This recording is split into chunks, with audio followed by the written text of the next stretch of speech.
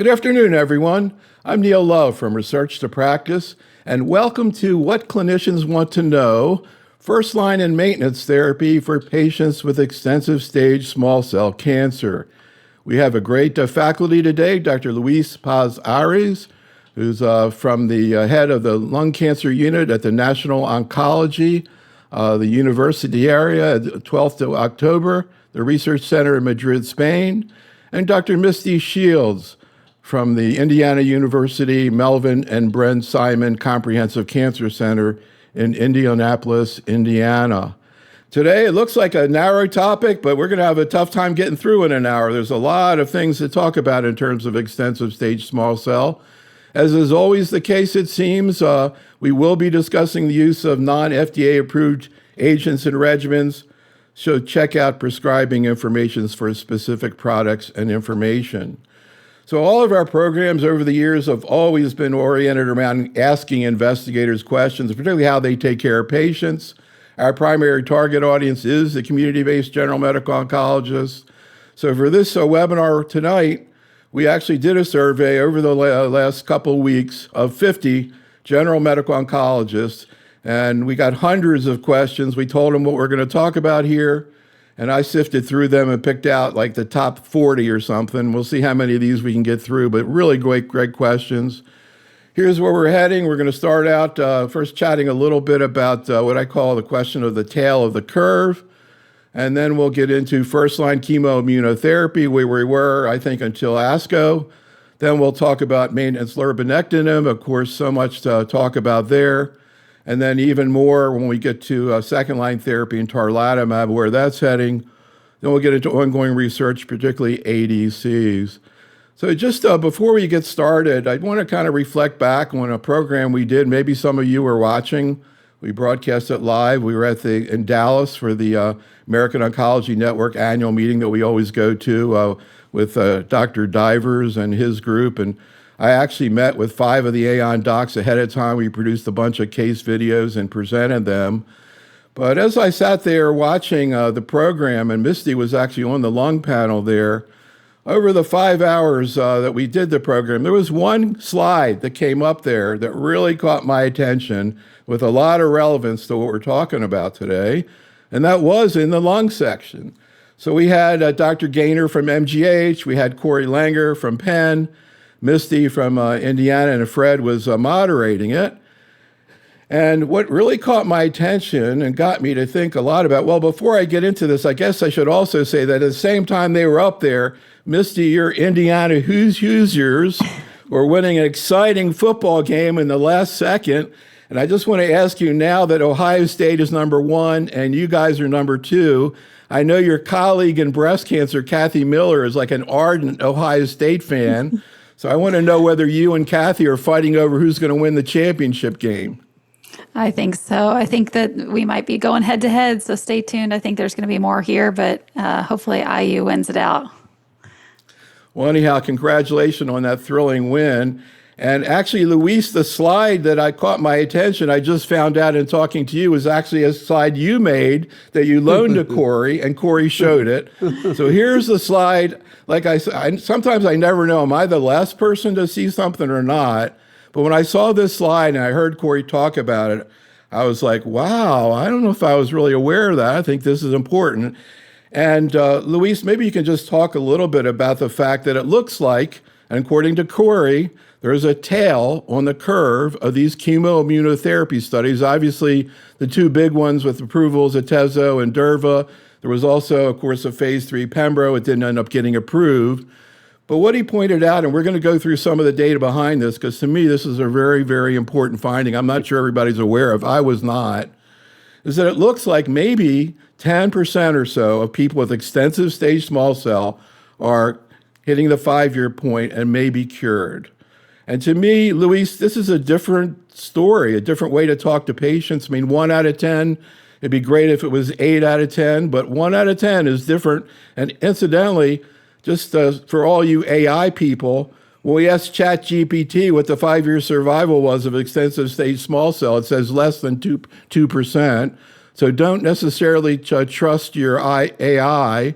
And even open evidence says it's 5%. And now you guys are saying it's maybe 10%, maybe even more. So do you want to comment a little bit on this, Luis? And also, do you bring this up to patients? If patients say, is there a chance I'd be cured? Like, how do you answer that question? Yeah, I mean, you're totally right. I mean, when we first saw the result of these trials with immunotherapy in addition to chemo in first-line extensive stage small cell lung cancer, we realized that there was some benefit, but the benefit was not overwhelming, the magnitude of the benefit. The good thing now that we have mature data with extensive follow-up, we know that those patients that are benefiting, many of them are benefiting in the long run. And as you said, we have a survivorship at 5 years in the range of 10 to 15%, which is really great news. And, I always recall a Cochrane review in 2000, survival at 2 years, not 5, at 2 years in extensive stage was 6.7% in extensive stage and was about 20% in early stage, in limited stage. So this is great news. And actually, we have to talk about that with patients. Some patients would say, I'm not going to go through chemo. I'm going to somehow maybe respond for a while, but relapse very early. But this is a third dimension that we didn't talk about some years ago. We know now that some patients are really long-term survivors, and I think this is very good news. And Misty, we're going to talk, of course, about the big news of the summer and one of the big stories of the summer at ASCO, the IMforte study and the use of lurbinectinib as maintenance and whether it's worth additional toxicity. But to me, if you're talking about the potentially curative goal, you see this is different than maintenance therapy, where, palliative care where you want to minimize toxicity. If you have a younger patient with a family, et cetera, or an older patient, very motivated, not that oriented around toxicity, the fact that you as an oncologist are actually aiming for cure, to me, maybe changes the conversation a little bit. And I'm curious how this comes up when you talk to patients, Misty. So, absolutely. I think for our patients and their families, every day matters. And I think that to see an extension study with 12%, really 11% at 6 years, outstanding.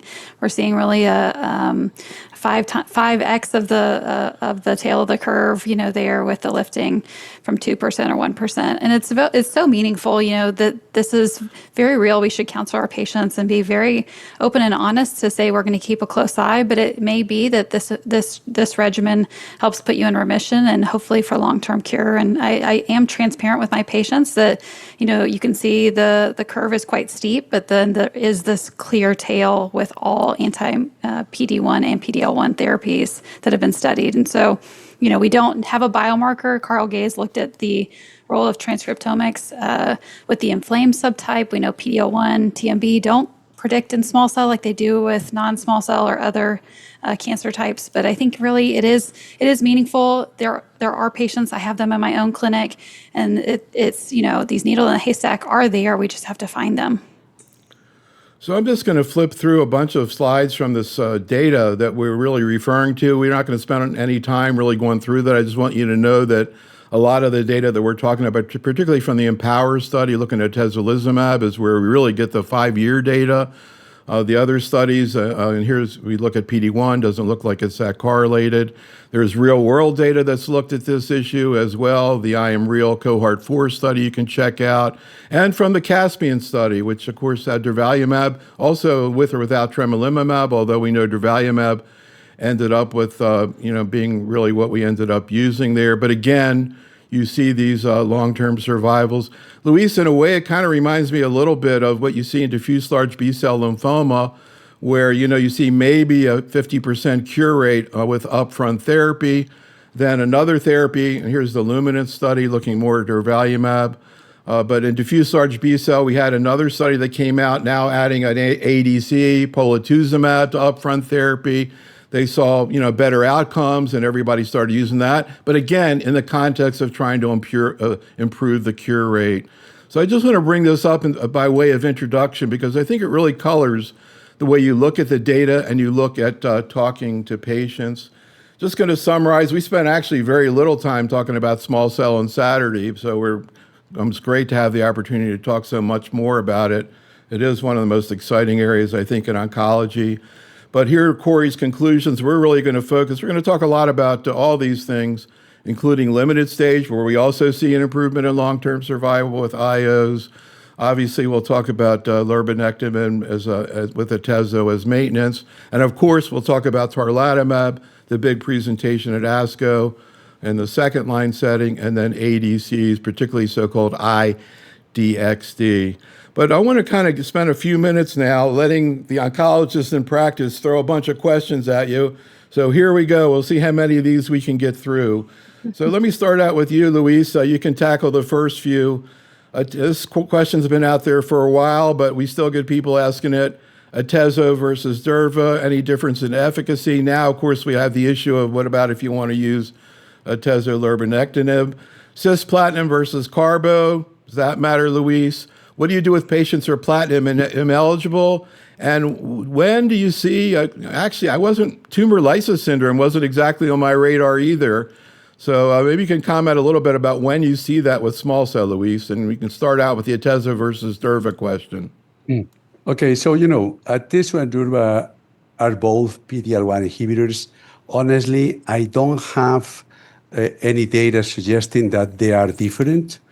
They were a bit different, the trials. So, Caspian, the Caspian trial includes some patients that had brain metastases previously irradiated. That was not the case for Empower. The Empower allow patients to receive a PCI. That was not the case here. So there were subtle differences.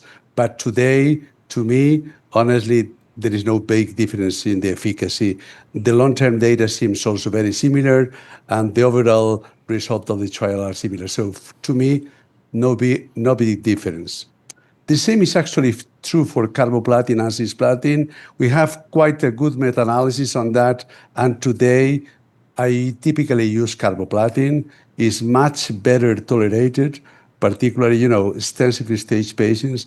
I don't want my patients to receive cisplatin, which is inducing a lot more nausea, vomiting, and even renal failure and so on. So I do not typically treat with cisplatin these days, extensive stage. For platinum eligible, to be honest, very few patients are non-eligible to carboplatin. If any patient is not for that, I typically use a combination of adriamycin, vincristine, or etoposide plus cyclophosphamide. That is typically what I'm using. But honestly, that happens maybe once or twice a year. Tumor lysis syndrome. Oh, yeah. Tumor lysis. Okay. This is something I'm taking very carefully. Very often our patients, when they are diagnosed, they really have huge tumors. The tumor volume is huge, and we know these tumors are responding very fast. So I tend to have this patient hydrated, well hydrated, with good diuresis. I tend to use bicarbonate to have an alkaline urine so that they are not getting precipitation. And I'm actually checking all of that and putting my patient allopurinol as well. And, if you do that, that typically is not a big issue. But it's important to be careful about that. We had some cases in the past, so I'm pretty sure that everyone is taking care of it. So any comment on that, Misty? And also, do you see tumor lysis more with chemoimmunotherapy than, say, lurbinectedin or tarlatamab? Yeah. So, there's spontaneous tumor lysis, there's treatment-related tumor lysis. There's definitely case reports and case series of it with small cell lung cancer. We recently published a report of a case series with tarlatamab with tumor lysis syndrome, which makes sense. It is, bispecific T-cell engager and induces tumor lysis. And so I think that there are potential risk factors, especially what we reported was, potentially platinum resistant, high hepatic, tumor burden and potentially high LDH or other variables as well may cue you in that this tumor lysis may be occurring or may be prone to occur. So I want to go back to you, Misty, a quick follow-up about trilaciclib, because I saw that you actually did a paper on that. And it's interesting because, I was surprised that I saw questions about it. I wasn't sure whether people are using it. Your work suggested it's pretty effective from what I could see. What are your thoughts? Yeah, absolutely. I think that this was, FDA approved by in February 2021 here in the U.S. And it's to be given days 1, 2, and 3 as a pre-medication before your chemo and immunotherapy. It's very well tolerated. Really, the biggest side effect is thrombophlebitis, which is due to the sodium chloride resuspension with the drug, and so D5 can help mitigate that and reduce it or using it through a port. But yes, we see that it helps multi-lineage protection. So red cells, white cells, platelets, helps prevent severe neutropenia. Helps also we had a ASCO a publication on this with preventing hospitalizations, preventing complications, reducing cost, keeping patients on treatment, and preventing dose delays or dose reductions. And so I think it's very meaningful. Our patients, it's not uncommon that my patients will finish four cycles of chemoimmunotherapy with hemoglobins of 14, normal neutrophils and normal platelets. That's normal practice for us. So a question to Luis. A lot of people ask about this issue of consolidative chest radiation therapy in small cell. Any comments, Luis? Yeah, there are some trials trying to answer that question.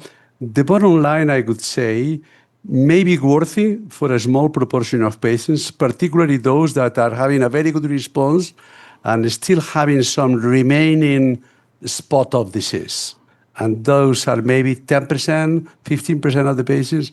And those are, the typical cases we use consolidation radiation here.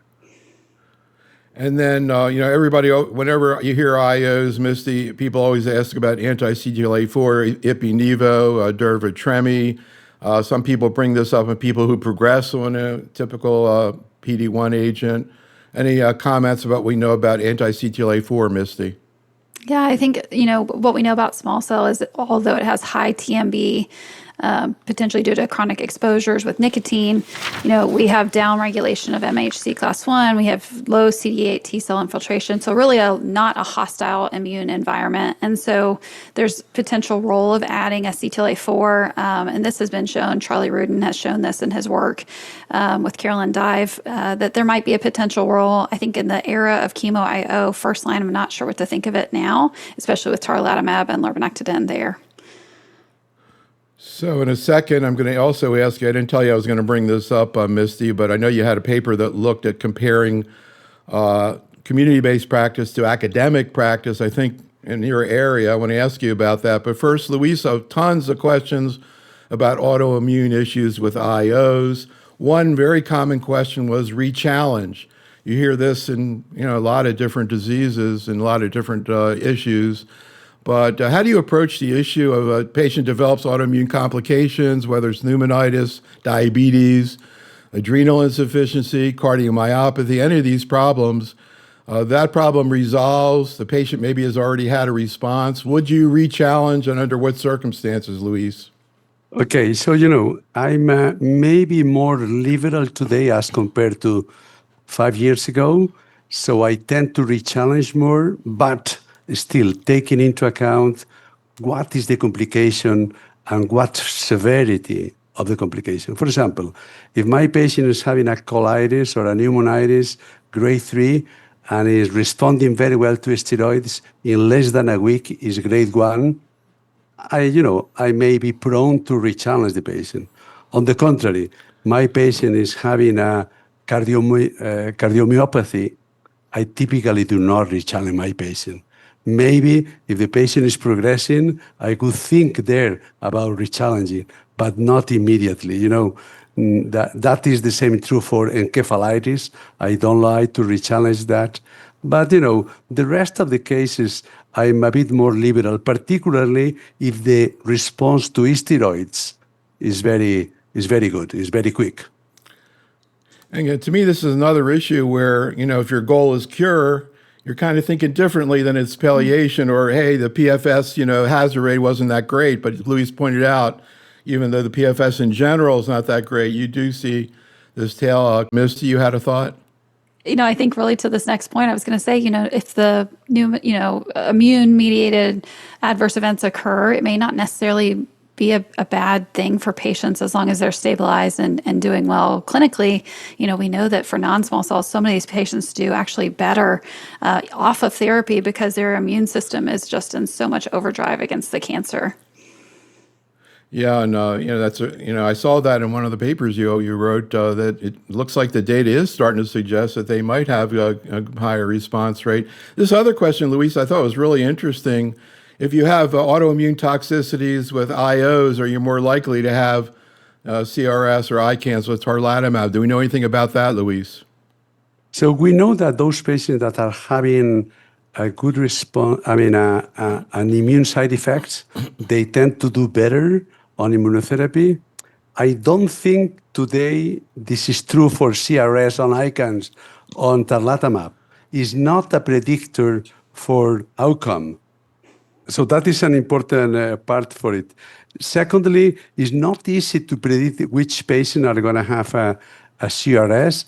At the beginning, we thought that, high tumor burden could be related to that, and patients with poor PS, LDH, and so on.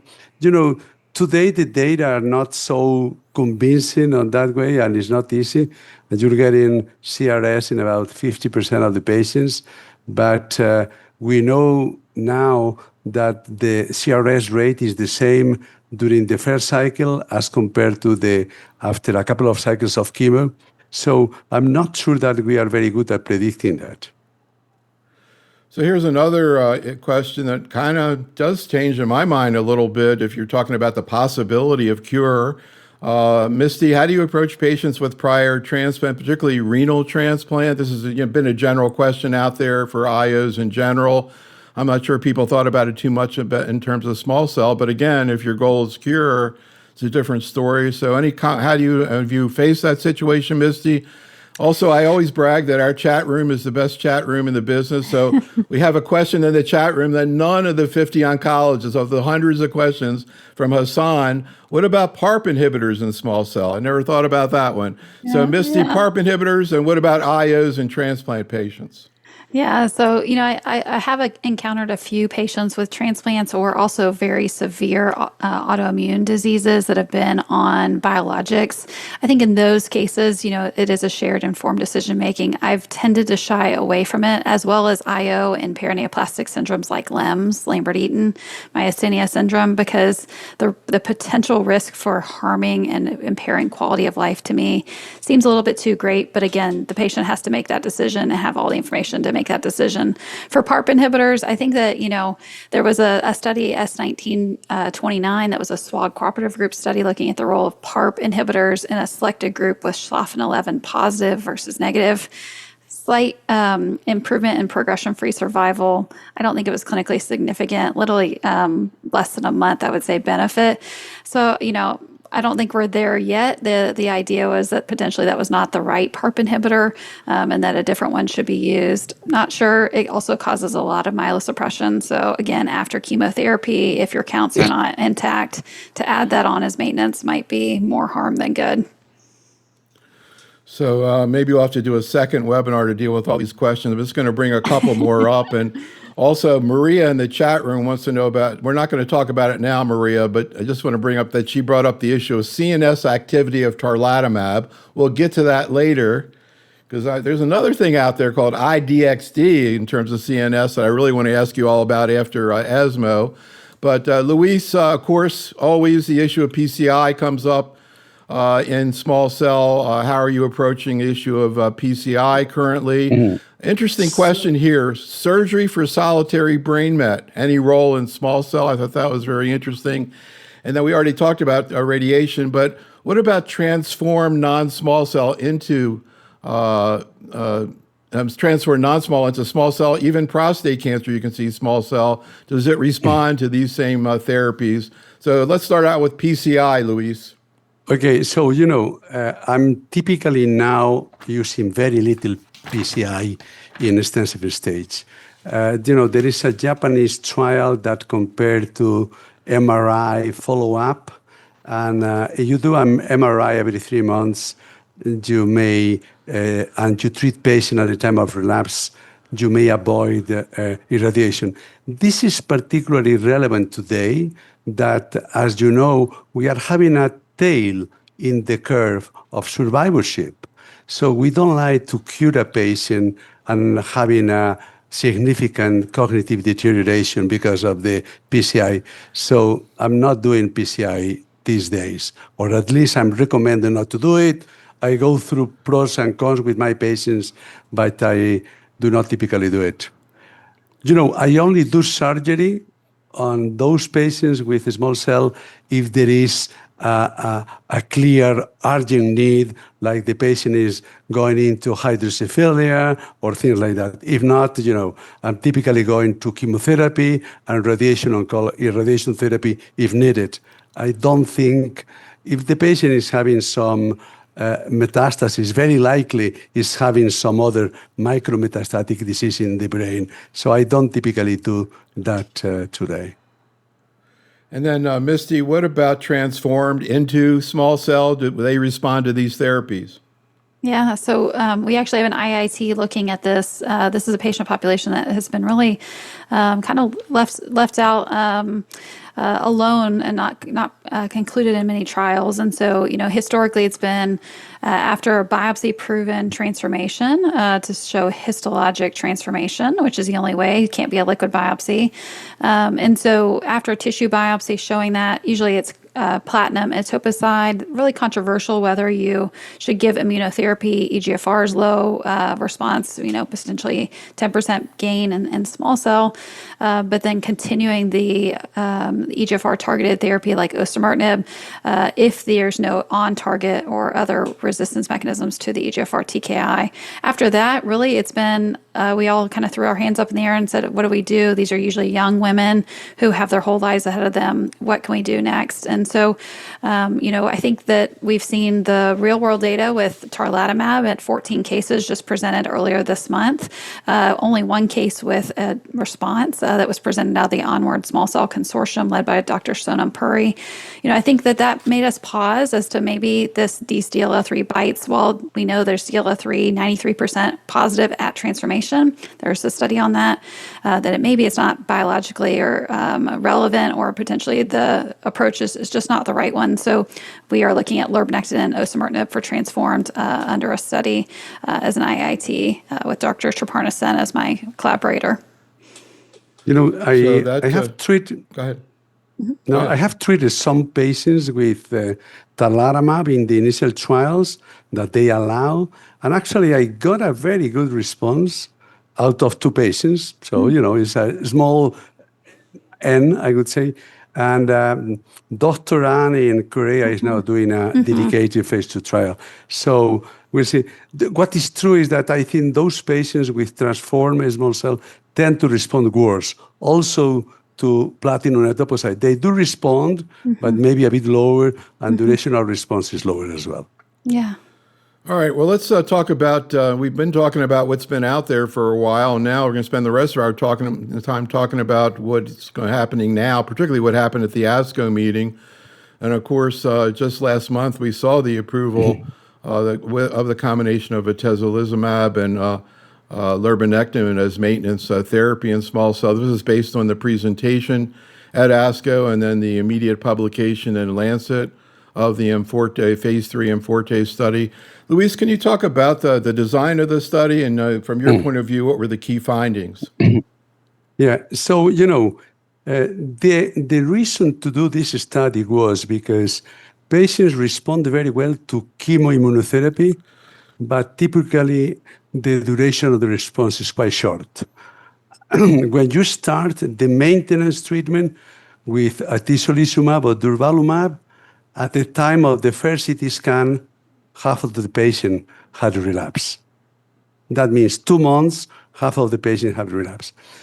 So in our lab, we have seen that the combination of lurbe plus atezo maybe additive or synergistic, and actually was able to elicit in immunocompetent models some T-cell memory.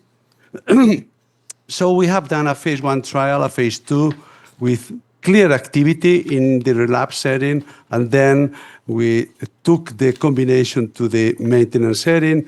So patients that respond to first-line chemoimmunotherapy for 4 courses or had a stable disease, no disease progression, were randomized for atezo versus atezo plus lurve and standard doses. Every patient received GCSF, primarily, and as you see here, clear improvement in PFS, hazard ratio 0.54, and clear improvement in overall survival, hazard ratio 0.73. So, that was, of course, at the cost of some increase in toxicity. The increase in toxicity was mainly grade 1 and grade 2, nausea, vomiting, asthenia, and so on. Importantly, there was no increase in febrile neutropenia, less than 2%. There was no increase in sepsis or severe infections. And the discontinuation rate was very low, 6% as compared to 3% in the atezo arm. So altogether, I think it's a reasonable option to talk to patient. You're improving survival, you're prolonging the remission, and that is at the cost of some toxicity, for sure. But mainly grade 1 or 2, and that happened mainly in the initial 3 courses of lurve plus atezo. So I think it's a good opportunity to discuss with patient. I understand a patient that had a lot of toxicity don't like to make it. If the patient had a brain metastasis, we do not have strong evidence. Remember that in this trial, we didn't include patients with brain metastasis, but altogether, I think it's a good opportunity for patients. So, Misty, I'm curious about how what you've seen in terms of tolerability of this combination in the maintenance therapy. It's one thing to look at a trial, but I'm curious, is it similar to what you see when you see second-line lurbinectin? Maybe they're kind of in better condition. Maybe, I don't know how they tolerate it. So I'm curious what you have observed, but also Luis was talking about the potential for lurb to potentiate PD-1. And I see you have a paper in Cell Reports Medicine, which most of us don't read, but interestingly, lurbinectin sensitizes PD-1 blockade therapy by activating the STING-IFN signaling pathway. Can you comment on that and then your experience with this combination?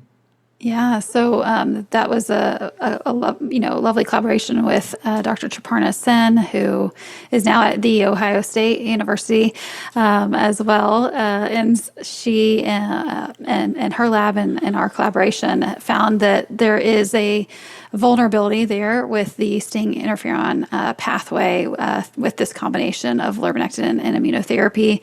Our laboratory also has an additional biomarker that hopefully will be coming out soon that can maybe be a test that you could say this is the right patient for this regimen, in which we received an ASCO Conquer Cancer Career Development Award for.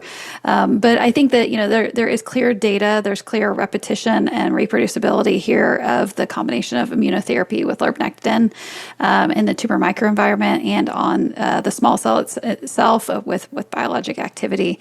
I think that, yes, I am treating patients with this. I've treated a handful so far already. And now with the approval by the FDA here in October of this year, I think that, again, this is my avocation for trilaciclib. Patients are doing great on this therapy because their hematologic reserve is intact, because they were on trilaciclib with the chemoimmunotherapy.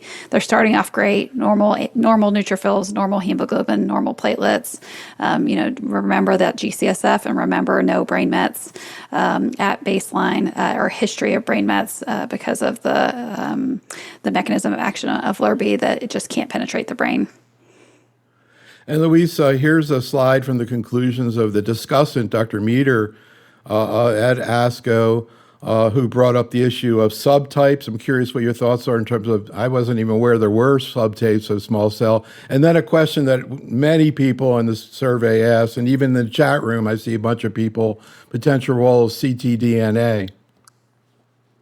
Okay, so, I mean, the uh, transcriptomic subtypes of small cell lung cancer had been great. They had helped us to understand the biology of this disease. However, today, I mean, they are not ready for prime time in terms of using them in the clinic to guide our treatment. It is not clear that are really predictive for the benefit from the given therapy. There are some ongoing trials personalizing by the subtyping, including, as been asked before, PARP inhibitors, ATR inhibitors, and so on, but the data are not robust yet. In terms of biomarkers, unfortunately, we do not have biomarkers. That is the bottom line so far in small cell lung cancer. And ctDNA is something that makes a lot of sense. In fact, we can use the ctDNA to actually subtype our patients by doing a methylome analysis, which is telling us about the transcriptomic subtyping. Other than that, today is not to be used in the clinical practice, honestly. So I want to get into some of the questions. As soon as the Ask a Meeting happened, people started asking me about the study and what to do about it. So I want to show you some of the questions we got. But just getting back to what you were talking about, Misty, in terms of the possibility or maybe likelihood that LIRB is actually enhancing PD-1 activity. I'm curious what your thoughts are about other potential enhancements of PD-1. We did a program with your colleague, Dr. Haymock from MD Anderson. He told me about this wild paper they presented, I think it was at AACR, that showed people who had COVID vaccines had better responses to PD-1 agents.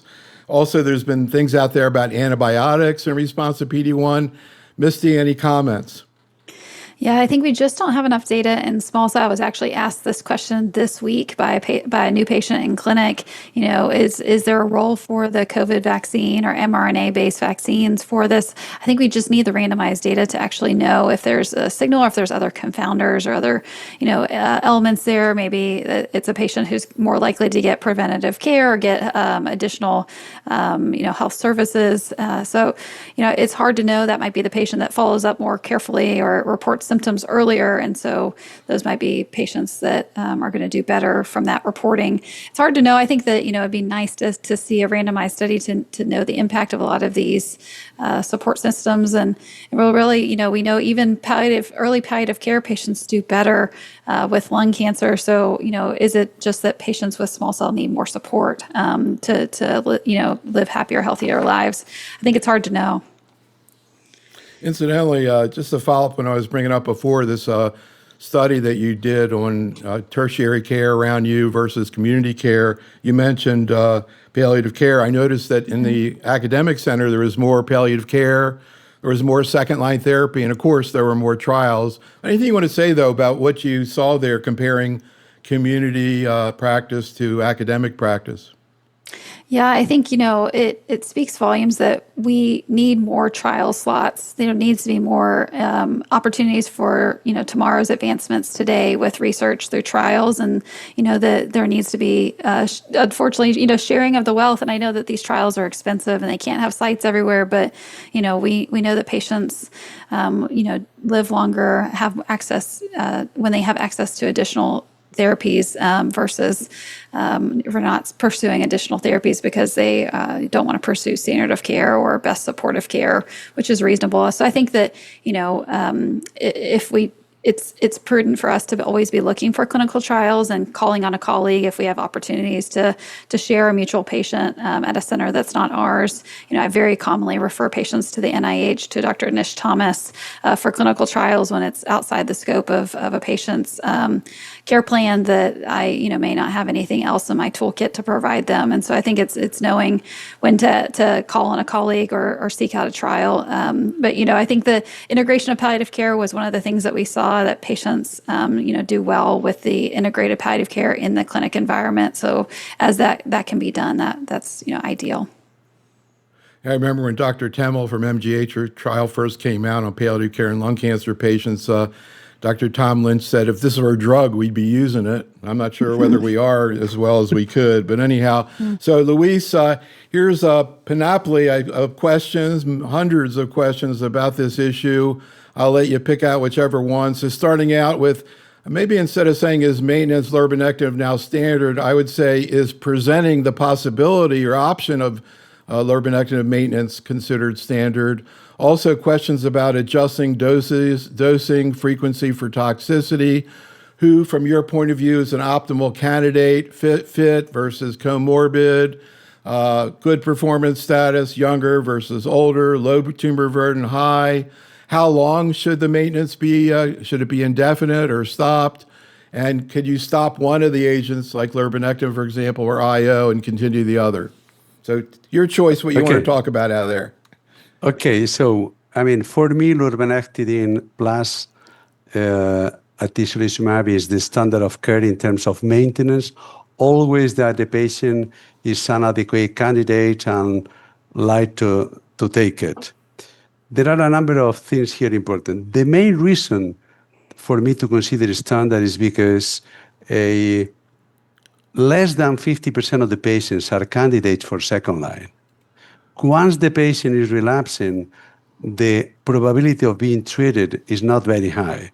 Patients are deteriorating very high. So the best palliation in small cell lung cancer is the best treatment, is treating well the cancer, honestly. Secondly, as you have mentioned before, today we have an extra bonus as compared to 10 years ago. There is a small but a clear 10 or 12% of the patients that are long-term survivors. So I really like to maximize the probabilities of benefiting of my patients. So that is the main reason I'm doing so. So of course, a good candidate is a patient which is on a reasonable health. This regime is reasonably well tolerated. So, you can have some comorbidity if it's not too much. PS0, 1.5 is fine to me. The patients with brain metastasis may be not the best candidates. As is being mentioned, this is a macromolecule, is not penetrating very well in CNS.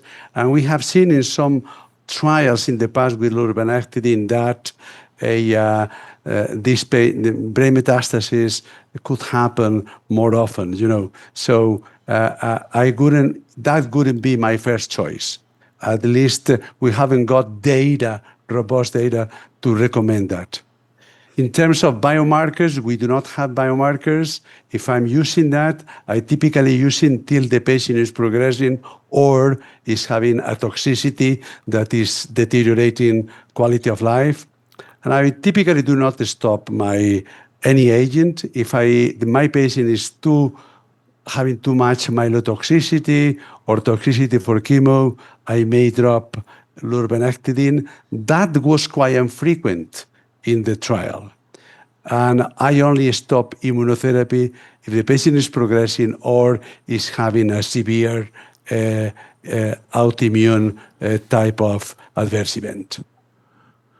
So, Misty, I'm going to let you take a crack at some of these other questions, but also there's a question in the chat room from Maria. Do you require a port for LIRB? She had a patient who had an extravasation. Do you require a port? So I let it be a patient selection if patients, have poor venous access or have had repetitive trauma from chronic venipuncture, then we'll get a portacath, but it's not necessarily required. You can do peripheral or central, and I think just to add one thing to Dr. Pazarez's point, I think that we also saw the patterns of progression from lurbinectidine from Lurbi-Atezo from the IMforte follow-up data at ESMO. And one really important thing is that the atezolizumab only arm had very high levels of liver metastases, which I think is really important. It's an area that can be very prohibitive for other lines of therapy. And the addition of Lurbi seemed to help prevent that, although we saw higher numbers of brain metastases in that arm. So I think it's really important to think about, especially if you may have patients who have liver metastases at diagnosis, just to think about with that combination on IMforte. For the questions here, I have used either anti-PD-L1 agent, both durvalumab and atezolizumab, just because that was what the patient was on before they switched to maintenance therapy. So I have had that. I haven't had any uptick in adverse events, but that is in my clinical practice. And so I have continued them on the durvalumab and added the lurbinectedin plus G-CSF here. And then I think on the toxicities, and again, what I would expect from the trial, the hematologic, watching the neutrophils, watching the bilirubin, and then the fatigue, I think with cancer-related fatigue, compounding it is very meaningful. But again, I have not seen this in any severe grade, outside of grade 1 in my practice. So maybe we'll try to get back to this, or some questions coming into the chat room, but I want to try to also talk about tarlatamab and also mention that Luis did a fabulous presentation at ASCO education session on tarlatamab, so check that out. We're not going to go through all the detail on the trials there, but particularly, of course, the paper that was presented at ASCO and then published in the New England Journal of Second-Line Therapy. Luis, can you summarize a little bit about Delphi 304 and how you see it affecting second-line therapy in small cell? Okay, so as Maria told us at the beginning of this session, small cell lung cancer had a clear downregulation of class 1 molecules. For that reason, antigen presentation is not happen as well as should be. So there is a lack of antigen presentation very often. So that means there is no initial priming of the immune system. So what is doing the tarlatamab is is a biospecific that on the one hand is binding to the small cell lung cancer cell on the DLL3 antigen in the surface of the cell, and on the other hand, it engaging the T cell, and is inducing a synapsis without canonical antigen presentation.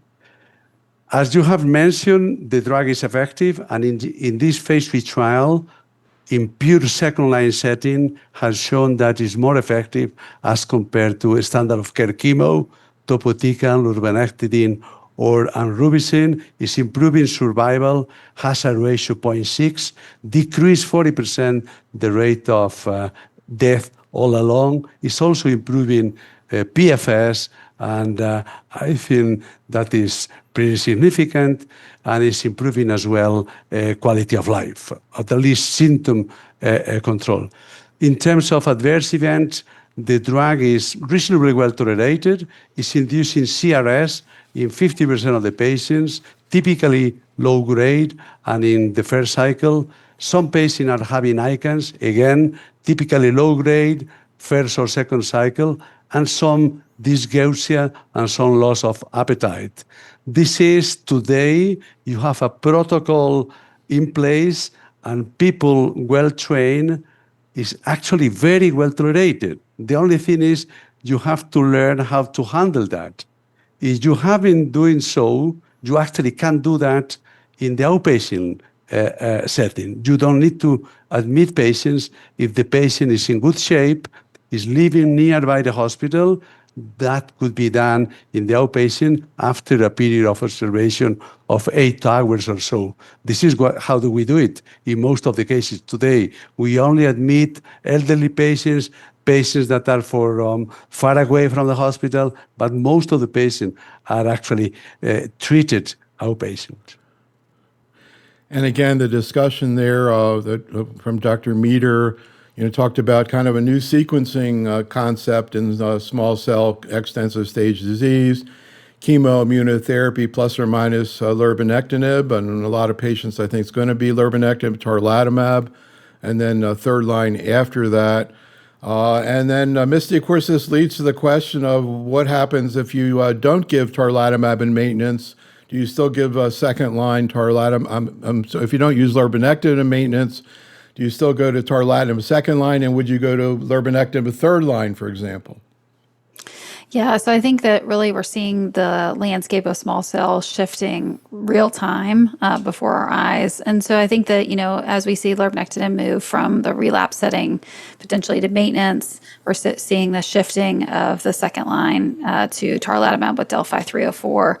I think that, if you're not using it in the maintenance setting with lurbinectedin there, then it would be, again, a shared informed decision making. Does the patient have brain mets? What is the amount of disease burden right here to decide? And I usually have equipoise with my patients, but I do talk about the Delphi 304 data with them, showing that improvement. Again, if you look at the fine details there, lurbinectedin was really underpowered in that through Delphi 304 phase 3 study, just a small representation there, but really outpowering topotecan and then amrubicin, which is in Japan.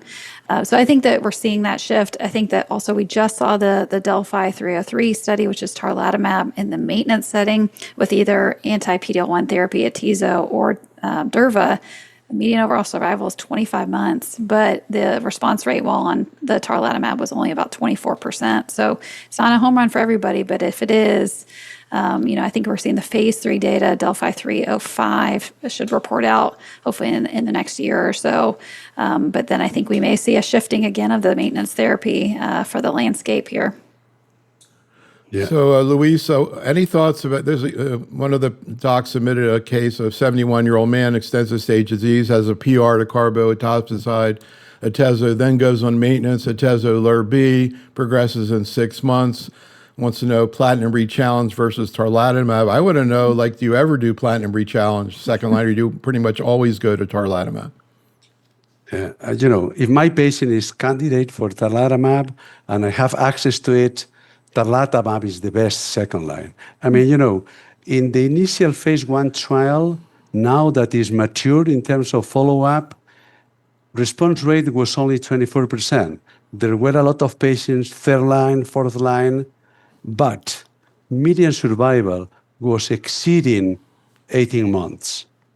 And this is, what is going to happen likely in the 304 trial. When the trial matures, median survival is actually increased. So, and that means a number of things. The first one, this is changing the natural history of small cell lung cancer. That means if you're increasing survival to 18 months in the third line setting, I suppose in the maintenance setting is going to have even higher impact. So I didn't see the data, but my expectation would be that the maintenance phase 3 trial is going to be really positive and is going to change the way we treat patients once again. The second thing is that, PFS with tarlatamab is pretty low. It's 4 to 5 months. So if you're only having 4 to 5 months PFS, but you're living 18 months, you're going to have 14 months that you are candidates for further therapies. So I think into the future, we are going to treat a lot of patients, third line, fourth line, and so on, with small cell lung cancer, something that we didn't do in the past. And for that reason, we really need some new drugs that are effective in this setting. So I want to try to squeeze in one more thing. We have so much to talk about here today, just showing you how much there is in small cell to talk about. But Misty, ADCs in small cell, in particular, I like to call it IDXD because it's hard for me to pronounce infinatamab. I guess I can do that. But what I wanted to ask about because this is from ESMO, that I was kind of not exactly surprised about. It kind of reminded me of what we see with TDXD and breast cancer, which is we had a lot of questions that you heard already about CNS activity of chemoimmunotherapy, CNS activity of lurbinectedin and of tarlatamab, none of which I've seen very much activity. But the data at ESMO and brain mets look pretty impressive. It kind of reminds me of breast cancer. You see really good responses to TDXD in the brain. People think, oh, it's an ADC. It's not going to get into the brain. Any thoughts about IDXD? People asked, is it going to be approved? When is it going to be approved? What situation you use it? And what do you think about the brain met data? Yeah, I think this is a really novel field for small cell lung cancer. Antibody drug conjugates really think it is a Trojan horse, recognizing targets on the small cell with chemo therapy, missile payloads there, delivering it there. So again, we're thinking of hematologic toxicities, potentially, neuropathies and such, low risk of ILD.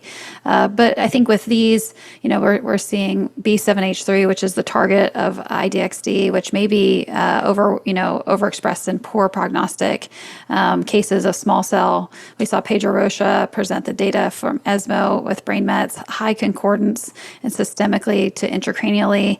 A lot of these patients having complete responses on their brain mets at the 12 mg per kg dose, higher response rate systemically as well in the dose escalation from the ID8 Lung 02 study, Lung 01 study, and then now with the phase 3 study ongoing. Remember, both sacituzumab govitecan against TROP2 and IDXD against B7H3 both have breakthrough designations from the FDA. So it shows that they're very efficacious agents. I'm hoping that we'll start seeing these regulatory approvals coming out soon. We've seen a lot of regulatory accelerated approvals with phase 2 data with both lurbinectedin and tarlatamab. So hopefully we'll start to see this breakthrough with the ADCs and small cell here shortly. So one final question, getting back to Luis. Luis, can you briefly summarize your vision about how extensive stage small cell is going to be treated in 2 to 3 years? Well, I think the main change as compared to today is that T-cell engagers, tarlatamab, maybe other of the class, are going to be part of the first-line treatment. Could be as maintenance or also part of the induction treatment. The second thing that may happen is that PD-L1 inhibitor may be in the future replaced by a bispecific, a PD-1 or PD-L1 by VEGF. And the third thing is that platinum etoposide could be replaced or not by an ADC with a topo-1 payload. For sure, the T-cell engager is going to happen. The other two, it may happen, but I wouldn't bet all my money on it. Anything you want to add to that, Misty? Yeah, of course. So I think with lung cancer screening, obviously we're seeing a shift in earlier diagnoses. I think we're seeing that also with small cell. We see that in our own data and also a lot of real world data that patients with are having more limited stage, which obviously they are going to get chemo, rads, and immunotherapy. More patients are being cured that way. So I think if we're shifting it earlier, shifting these effective strategies with BiTEs, ADCs, Lurbi earlier, we're going to see this really transformational shift in small cell, more patients being cured, and I think we're going to see it just in the next few years. So Misty and Luis, thank you so much for working with us today. Audience, thank you for attending. Be safe, stay well, and have a great night. Thanks so much, Misty. Luis, thank you so much. Thank you.